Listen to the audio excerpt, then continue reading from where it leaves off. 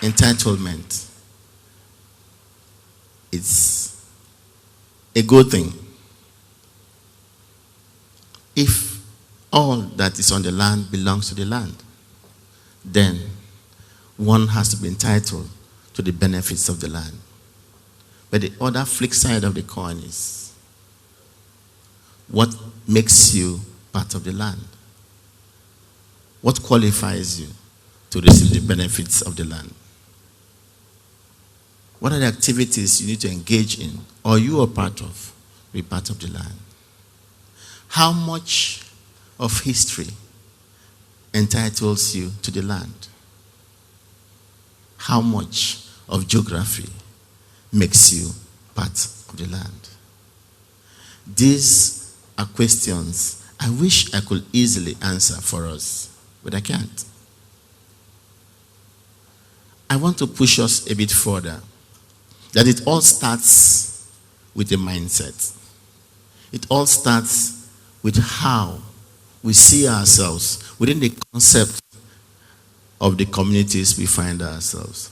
How do we generate our existence within the concept we call community? Does culture have a part to play? And what is culture in itself? Do we understand the things that make us unique in the first place? And in that mindset, do we have an answer to who we are? How do we define ourselves? Have we bothered to conquer self? Somebody once said, leadership is your ability to conquer self. Self in the space of nothingness, where you alone, in the loneliness of thought, you're able to create self that wants to declare itself leader. Leader, knowing that the pain of leadership is thanklessness in service. Is hatred in the face of compassion. Is rejection with a hope of victory. Leadership is tough. But therein lies your ability to lay claim to the land and what belongs to the land. I have had to struggle with why my fellow owners of the land always insist they're entitled to it. I've had to struggle with every good intention to dissuade them from that one thing they believe they have. Maybe we had a redefinition of leadership where we saw leadership outside of us. And as such, we believe entitlement comes from the outside. But I know that it has to come from the inside. It has to be a combination of two things: the hand and the heart. The hand is the skill, the knowledge, the arts, the adventures we undertake. The heart is the compassion, the internal integrity we bring to table where we can't lie to ourselves. Most often we lie to ourselves. And it's in the lie to ourselves that make us redefine what entitlement is. I must not be entitled to anything the land produces if I'm not part of a conversation for that production. And I believe that for me to be part of that conversation, I need to lead myself through that conversation. Not in the eyes of somebody else, but in my own eyes, in my inner being, in my inner self. In a mindset that is teachable, that can understand, that is open, yet closed in the things that make us together. If I were a JC, I would want to recite their creed and say, there ends my discussion on entitlement. Unfortunately, I'm not. While not, there is still a part of entitlement that require me to say that it's only when I serve that entitlement is genuine in its demand.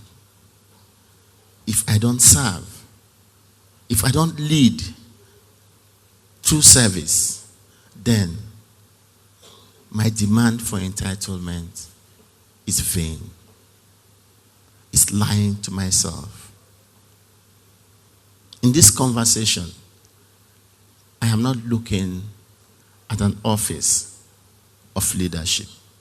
I'm looking at the internal leader, the person who has to formulate ideas, create, incubate, and in the loneliness of himself or herself, look to some other person who had done similar things to be able to mentor,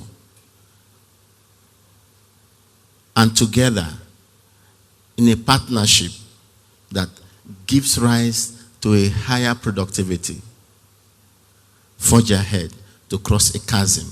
What makes us cross that chasm could possibly be we need to give up our old ideas. The idea that I can do it alone. The idea that there's they against us. The idea that because I stand on the land, I have first right of refusal. The idea that because I had a filial relationship with the geography of the land, I have an entitlement to the land. I have to give it up. Just as geography had given birth to history, history had pushed geography to the boundaries where we begin to wonder if history is not doing too much. Because today we have environmental problems, which has forced our conversation on entitlement to the fore, where we can no more fish because of history. Hence, entitlement becomes a veritable conversation to hold. But who started the history that pushes geography to her brinks? Why are my rivers polluted? Was it the man who invaded my land? Or was it myself? If I don't permit the person who comes to my land, if I claim it's mine, partner with him to achieve his degradation of my land, hence, my future productivity is not assured.